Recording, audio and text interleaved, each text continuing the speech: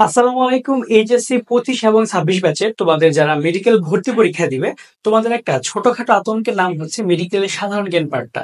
মাত্র 10 নাম্বার আসে, কিন্তু মাঝে মাঝে কিছু কিছু কঠিন প্রশ্ন দিয়ে দেয়। এই প্রশ্নগুলো আসলে কই থেকে আসে, বা গত বছরের প্রশ্নে আমরা দেখেছি আন্তর্জাতিক থেকে প্রশ্ন করার কথা ছিল, বা হচ্ছে দু একটা করেছে, বা আমরা সামনের বছরের জন্য কিভাবে প্রস্তুতি নিতে পারি সেই জিনিসটা আজ আমি আলোচনা করব। এই আমাদের 24-25 সালে যে মেডিকেল ভর্তি পরীক্ষা হলো, সেই মেডিকেল ভর্তি পরীক্ষা 10টা প্রশ্ন অ্যানালাইসিস করব আমরা, একটু বুঝে দেখবো যে আসলে সামনে কোন ধরনের প্রশ্ন আসতে পারে। ঠিক আছে, তো আসলে আমরা ভিডিওটা শুরু করি। তো আমার পরিচয়টা আগে আমি শুরুতে দিয়ে নেই। আমার নাম হচ্ছে হাসিবুল হাসান আকাশ। আমি বর্তমানে পড়াশোনা করছি আন্তর্জাতিক সম্পর্ক বিভাগ বা ইন্টারন্যাশনাল রিলেশনস, আমরা ইন শর্ট আইআর বলে থাকি, ঢাকা বিশ্ববিদ্যালয়ে। অ্যান্ড আমার যদি ভর্তি পরীক্ষার রেজাল্ট বলি, আমি কিন্তু ঢাকা বিশ্ববিদ্যালয়ের ভর্তি পরীক্ষায় 27তম হয়েছিলাম 2022-23 সেশনে। হ্যাঁ, আর আমি বর্তমানে পড়াচ্ছি অন্বেষণ নামে, আমার নিজের একটি প্ল্যাটফর্ম আছে। তো আসো আমরা শুরু করে দিই আমাদের আজকের যে ক্লাসটা। তো দেখো, প্রথমত আমরা দেখবো যে আসলে আমাদের যে প্রথম প্রশ্নটা, সেটা হচ্ছে যে বাংলাদেশের 100 টাকার নোটে কোন মসজিদের ছবি আছে। তো প্রথমে একটা জিনিস আমি তোমাকে বলি যে সাধারণ জ্ঞান, আসলে জেনারেল নলেজ, এই ব্যাপারটা আসলে কি। তোমার কিন্তু কিছু কিছু জিনিস আমরা দেখি সব সময় অনেক পরীক্ষাতে আসে।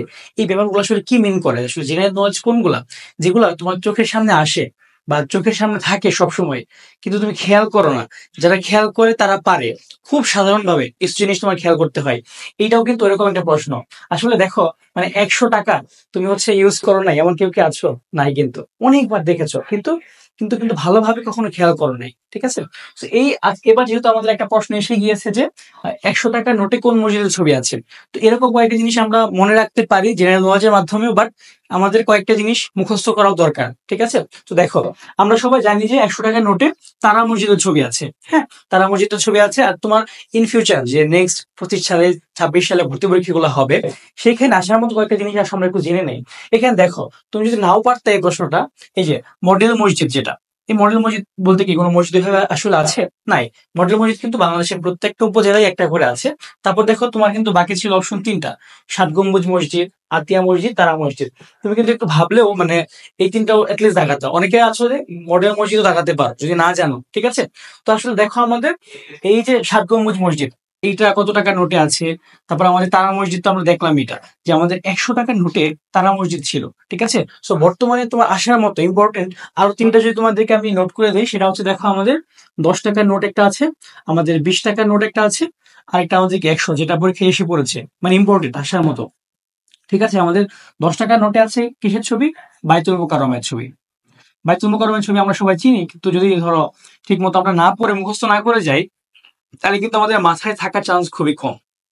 এখানে যদি আমাদের বাইতুল মোকাররম, আর এখানে আমরা দেখবো যে 20 টাকা, 20 টাকাতে আছে আমাদের ষাট গম্বুজ মসজিদের ছবি। ওকে, আরেকটা জিনিস কি, যেহেতু এরকম প্রশ্ন এসেছে, তো সামনে কিন্তু আসার চান্স খুবই বেশি এই ধরনের প্রশ্ন। আর 100 টাকায় কি আমরা সেটা তো পড়ে নিলাম যে আমাদের তারা মসজিদের ছবি। ওকে, কারণ এই নোটগুলোকে আমাদের মানে বর্তমানে চলছে, প্লাস এই নোটগুলোতে আমাদের মসজিদের ছবি আছে। এগুলো গেল, এগুলো আমরা একটু মুখস্থ করে ফেলবো। আবার এই ধরনের প্রশ্ন কিন্তু আসতে পারে যে ষাট গম্বুজ মসজিদে গম্বুজের সংখ্যা কয়টা, সেটা কিন্তু আবার 81টা। হ্যাঁ, এভাবে আমাদের করতে হবে। তো আসলে আমরা একটু সামনের দিকে যাই। এরপর দেখো যে আমাদের সেকেন্ড যে প্রশ্নটা ছিল, সেটা হচ্ছে স্বাধীন বাংলাদেশকে স্বীকৃতি দেওয়া প্রথম মুসলিম প্রধান রাষ্ট্র কোনটি। ওকে, এই জিনিসটা আমরা কিভাবে মনে রাখবো, দেখো, এটা কিন্তু আমাদের আসলে এই যে প্রশ্নটা, মানে এই ধরনের প্রশ্ন আসলে স্বীকৃতি দেওয়া নিয়ে, এটা কিন্তু আগের অনেকবার এসেছে। তোমার হচ্ছে বাংলাদেশকে স্বীকৃতি দেওয়া প্রথম দেশ কোনটা। ঠিক আছে, তো সেখানে কিন্তু আমাদের একটা সবসময় একটা ডাউট আমাদের মধ্যে সবসময় ছিল যে আমাদের আসলে স্বীকৃতি দানকারী প্রথম দেশ কোনটা, ভুটান হবে নাকি ভারত হবে। তো এটা নিয়ে কিন্তু আমাদের প্রাক্তন যে আহ, আমাদের ফরেন মিনিস্টার যে ছিল, তিনি কিন্তু ক্লিয়ার করেছিলেন যে আসলে ভুটানই কিন্তু আমাদেরকে প্রথম স্বীকৃতি দিয়েছিল। ওকে, তো দেখো, স্বাধীন বাংলাদেশের স্বীকৃতি দেওয়া প্রথম মুসলিম প্রধান রাষ্ট্র কোনটা, এখানে যদি আমরা আসি একটু দেখি, তো এখানে কিন্তু আসলে সবগুলোই তোমার ডাউটে পড়ে যাবা তুমি যদি না পারো ঠিক মতো। কারণ দেখো, ইন্দোনেশিয়া, এটা কিন্তু পৃথিবীর সবচেয়ে বেশি মুসলিম জনসংখ্যার দেশ। তারপর যদি আমরা ইরাক দেখি, ইরাকও কিন্তু তোমার স্বীকৃতি দানকারী একটা দেশের মধ্যে আছে। তারপর মালয়েশিয়া, এটাও কিন্তু আছে।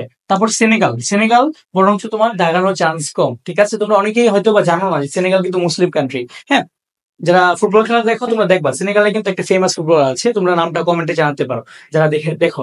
তো দেখো আমাদের এই যে স্বীকৃতিদানকারী, এটা কিন্তু মেডিকেল পরীক্ষায় অলরেডি এই টাইপের প্রশ্ন এসেছে। এটা দিয়ে আসার মতো আরো কিছু প্রশ্ন আমরা দেখবো যে দেখো যে প্রথম স্বীকৃতিদানকারী দেশ আসলে কোনটা। এই যে আমাদের প্রথম কোনটাকে আমরা বলি ভুটান। ভুটান হচ্ছে ফার্স্ট, আর ভারত কি সেকেন্ড।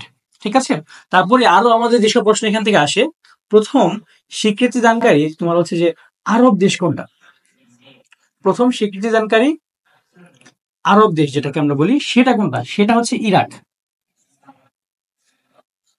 তারপর দেখো আমাদের আরো কিরকম প্রশ্ন আসতে পারে এখান থেকে, যে প্রথম স্বীকৃতিদানকারী তোমার মুসলিম দেশ কোনটা। ঠিক আছে, যেটা হচ্ছে আমাদের এখানে এসেছে সেটা কিন্তু সেনেগাল। তোমার সেনেগাল শুধু মুসলিম না, সেনেগাল হচ্ছে প্রথম স্বীকৃতিদানকারী তোমার আফ্রিকান দেশও।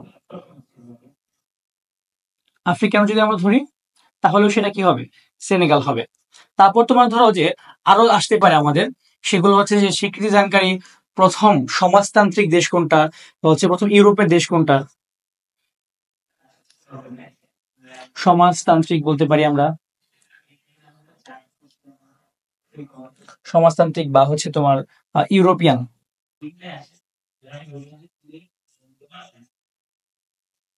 ইউরোপীয় দেশ কোনটা, সেটা কি, সেটা নিয়েও কিন্তু আবার একটা ডাউট হয়। তোমরা যদি একটু মাথায় রাখো তাহলে দেখো সেখানে তোমার মেইনলি আমাদের যেটা হবে অ্যান্সারটা সেটা কি পূর্ব জার্মানি, কিন্তু কিছু কিছু জায়গায় তোমার অপশনে কিন্তু পূর্ব জার্মানি থাকে না।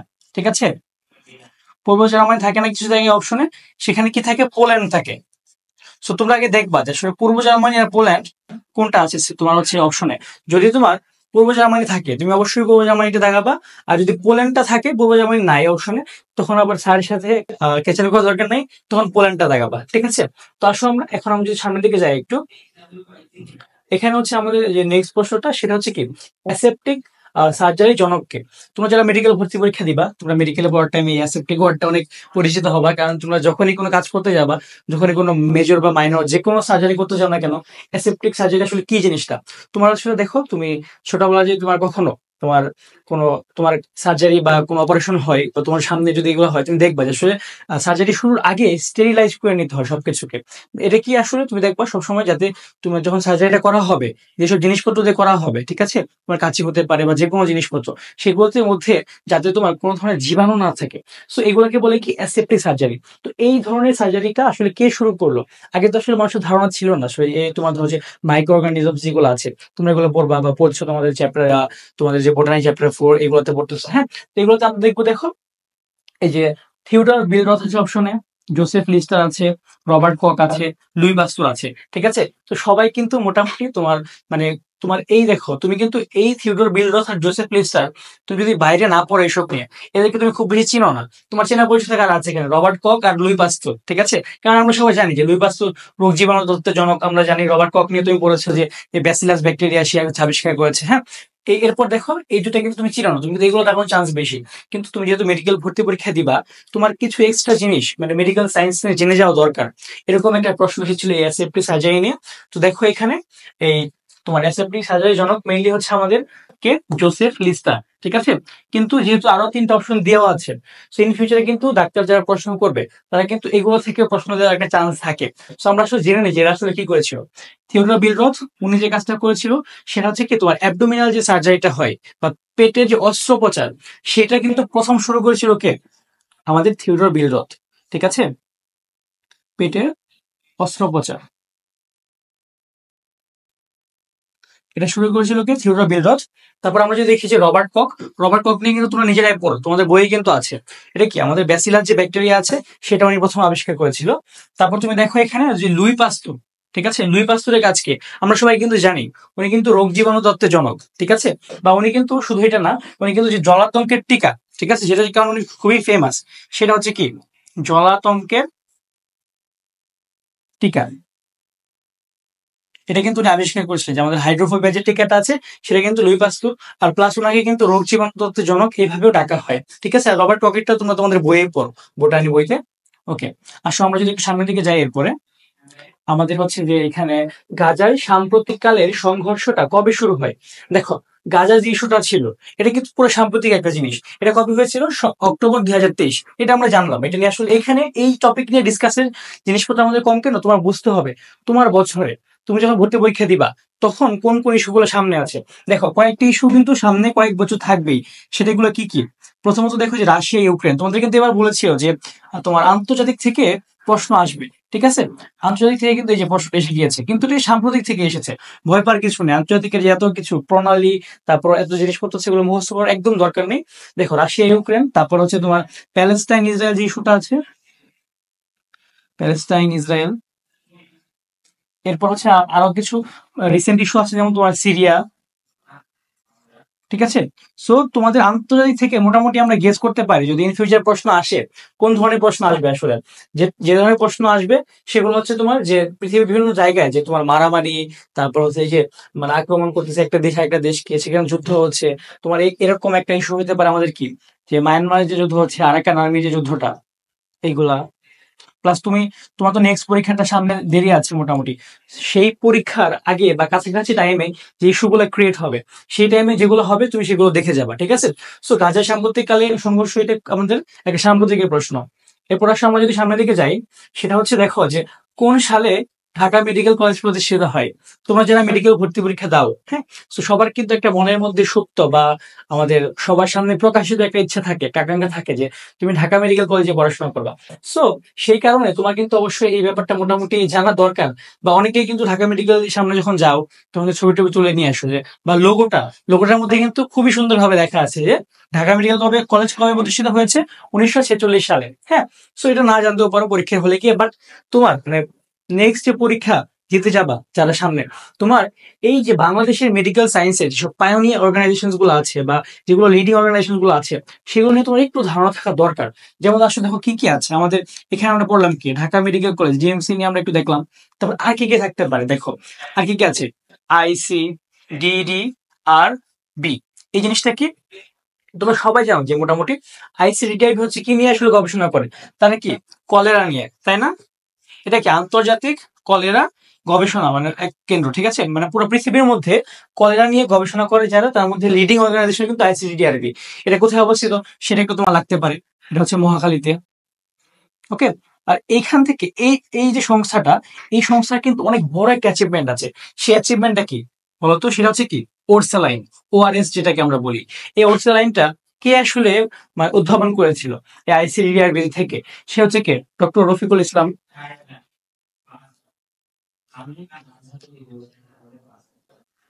ওকে। এই ডক্টর রফিকুল, তুমি এটা একটু বললা। ওকে, এটা একটু দেখতেছি আমরা। তারপর দেখো আর কি কি আছে। এরপর আছে কি আমাদের বারডিএম আছে। বাংলাদেশের মেডিকেল যে সেক্টরটা, এখানে কিন্তু বারডিএমটাও খুব ইম্পর্টেন্ট। তো বারডিএমটা কে বানিয়েছিল? ডক্টর ইব্রাহিম। এটা একটু দেখতে হবে আমাদের।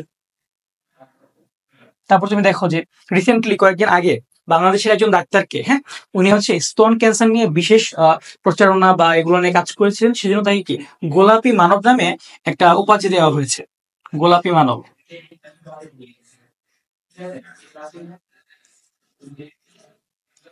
এইসব জিনিসপত্র বা এই যে ধরনের জিনিসপত্র আসলে প্রতি বছর আমরা দেখবো যে কিছু ডাক্তার হচ্ছে তোমার এরকম কোন উপাধি পায়। তারপর কেউ কেউ হচ্ছে তোমার মানে একুশে পদক বলো, স্বাধীনতা পদক বলো, চিকিৎসা ক্ষেত্রে যারা পায়। এই ধরনের জিনিস হচ্ছে তোমার এই যে মেডিকেল সেগমেন্টটা আছে, এই ধরনের কোশ্চেন তো অবশ্যই তোমার প্রতি বছর আসবেই মেডিকেলের জিকেতে। সো তুমি হচ্ছে এই ধরনের যে জিনিসগুলো আছে এগুলো তুমি একটু পড়বা যখন তুমি প্রিপারেশনটা নিবা, ঠিক আছে? তারপর দেখো আমরা যদি 6 নম্বর প্রশ্নটা দেখি, সেটা হচ্ছে যে সড়ক পথে সংক্ষিপ্ত দূরত্বে টেকনাফ থেকে তেতুলিয়া যেতে নিচের কোন জেলাটি অতিক্রম করতে হবে? এটা খুব একটা মজার প্রশ্ন, ঠিক আছে? আর সবচেয়ে আরেকটা মজার ব্যাপার যে তোমরা যারা উত্তরবঙ্গের আছো, এটা কেউই ভুল করবা না।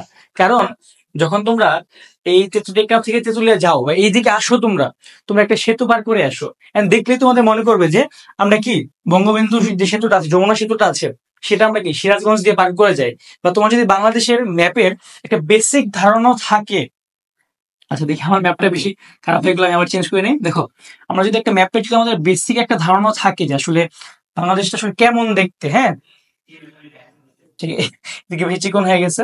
দেখো, আমরা ধরে নিলাম এটা হচ্ছে একটা বাংলাদেশের ম্যাপ, ঠিক আছে? দেখো, এটা ধরে নিলাম একটা ম্যাপ, যদি খুব খারাপ হয়েছে। তো এখানে আমাদের কয়টা জেলা আছে দেখো? নওগাঁ, নওগাঁ, লক্ষ্মীপুর, কুড়িগ্রাম, সিরাজগঞ্জ। কুড়িগ্রাম যে বাংলাদেশের মানে একদম যে উত্তর দিকের জেলা, এটা কি আমরা সবাই জানি না? বলতো, কুড়িগ্রাম যে বাংলাদেশের এদিকে, এটা আমাদের সবার জানা উচিত। এরপর দেখো আর কি কি আছে। নওগাঁ। নওগাঁ আসলে কোথায়? নওগাঁ তো আমাদের রাজশাহীতে। নওগাঁ তো এদিকে, তাই না? নওগাঁ এদিকে। সো নওগাঁ হচ্ছে এদিকে। তারপর দেখো আমাদের আর কি কি আছে। লক্ষ্মীপুর। লক্ষ্মীপুর কোথায়? লক্ষ্মীপুর তো নোয়াখালীর পাশে, এইদিকে লক্ষ্মীপুর, তাই না? এই যে এই সাইডটাতে লক্ষ্মীপুর। তারপর দেখো আর কি কি আছে। সিরাজগঞ্জ। তুমি এখন দেখো, তোমার তো আসলে গেস করা যায় এটা। বা টেকনাফ থেকে তেতুলিয়া, টেকনাফটা এইদিকে, আমাদের তেতুলিয়াটা হচ্ছে এইদিকে। তো এইখান থেকে এখানে তুমি যাবা, তোমার তো অবশ্যই যমুনা সেতুটা ক্রস করে যেতে হবে। এগুলো আমাদের বুঝতে হবে, ঠিক আছে? আর যমুনা সেতুটা কোন জেলাতে? সিরাজগঞ্জ জেলাতে। এরকম প্রশ্ন এই ফিউচারে যদি আসে, কেমন আসতে পারে? তুমি যদি মানে বাংলাদেশের দক্ষিণাঞ্চলে যেতে চাও, দক্ষিণাঞ্চলে যাওয়ার জন্য তোমার কি করতে হবে আসলে? তোমার পদ্মা সেতু পার করতে হবে। পদ্মা সেতুতে আসলে কোন কোন জেলা আছে, এইসব জিনিসপত্র আমাদের একটু ধারণা থাকতে হবে। বা তুমি একজন ডাক্তার হবা, তোমাদের আসলে দেশকে নিয়েও কিছু বেসিক নলেজ রাখা দরকার। সেটাই আর কি এই কোশ্চেনের মধ্যে কিন্তু তারই একটা বহিঃপ্রকাশ রয়েছে। এরপর আসো আমরা যদি 7 নম্বর প্রশ্নটা দেখি, সেখানে কি ছিল? 1971 সালে স্বাধীন বাংলা ফুটবল দলের অধিনায়কটা কে ছিল? এখানে আমাদের অপশন গুলো একটু দেখো। এনায়েতুর রহমান খান, প্রতাপ শঙ্কর হাজরা, মেজর হাফিজউদ্দিন আহমেদ, জাকারিয়া পিন্টু। তুমি দেখবা যারা হচ্ছে মোটামুটি সাধারণ জ্ঞানটা পড়েছ, এই প্রশ্নটা কিন্তু থাকে সব সময়। হ্যাঁ, জাকারিয়া পিন্টু, এই যে প্রশ্ন মানে অ্যান্সারটা, এটা কিন্তু খুবই ফ্যামিলিয়ার নেম। উনি কিন্তু প্রথম অধিনায়ক ছিল। এন্ড তোমরা ভেবো না যে এই তিনজন কিন্তু অন্য কোথাও থেকে নাম দিয়েছে। এই তিনজনের নামও কিন্তু, এরাও কিন্তু এই স্বাধীন বাংলা যে ফুটবল টিমটা ছিল, স্বাধীন বাংলা ফুটবল দলটা, সেখানে কিন্তু এরাও খেলোয়াড় ছিল। জাস্ট জাকারিয়া মিন্টু ছিল ক্যাপ্টেন। আর এই কোশ্চেনটা কিন্তু অনেক জায়গায় আসে। মানে এই কোশ্চেনটা তো অনেক ফ্যামিলিয়ার, এটা বিসিএস এসেছে আগে, ঢাকা ভার্সিটি বলো, সব জায়গায় এই প্রশ্নটা এসেছে। কিন্তু আমরা যদি দেখি যে এনায়েতুর রহমান খান, উনি কিন্তু কে ছিল? উনি কিন্তু ফার্স্ট এভার গোল স্কোরার, ঠিক আছে? উনি কিন্তু বাংলাদেশ যেহেতু ওনাকে নিয়ে একটা অপশন অলরেডি এসে গেছে। তোমরা সবসময় যখন প্রশ্ন ব্যাংক অ্যানালাইসিস করবা, তোমরা কিভাবে করবা? যখন তোমার একটা প্রশ্ন এসে গেছে, সেগুলোর অপশন গুলাকে ধরে ধরে তোমরা প্রশ্ন ব্যাংক অ্যানালাইসিস করবা। এই প্রশ্ন তোমরা সবাই দেখেছো, কিন্তু আমাদের এটা নিয়ে ভিডিও বানানো দরকারটা কি, বা কেন বানাচ্ছি, সেটা কারণ হচ্ছে যাতে এই সব কিছুকে আলোচনা করে দেওয়া, বা তুমি যাতে ইন ফিউচার এগুলোকে নিয়ে ঘাটাঘাটি করো যখন প্রশ্ন ব্যাংক অ্যানালাইসিস করবা। উনি কিন্তু ফার্স্ট এবার গোলস করার, ঠিক আছে? বাংলাদেশ যে স্বাধীন বাংলা ফুটবল যে টিমটা ছিল, এটা। তারপর দেখো যে প্রতাপ শঙ্কর হাজরা, মেজর হাফিজউদ্দিন আহমেদ, এরা সবাই কিন্তু মুক্তিযুদ্ধ করেছে and এরা কিন্তু সবাই ফুটবলার ছিল এই টিমটা। সো এটা আমরা দেখলাম। আর ইন ফিউচার কিন্তু আমাদের এই যে স্বাধীন বাংলা ফুটবল দল, এটা কিন্তু মুক্তিযুদ্ধের সাথে কিছুটা কানেক্টেড প্রশ্ন।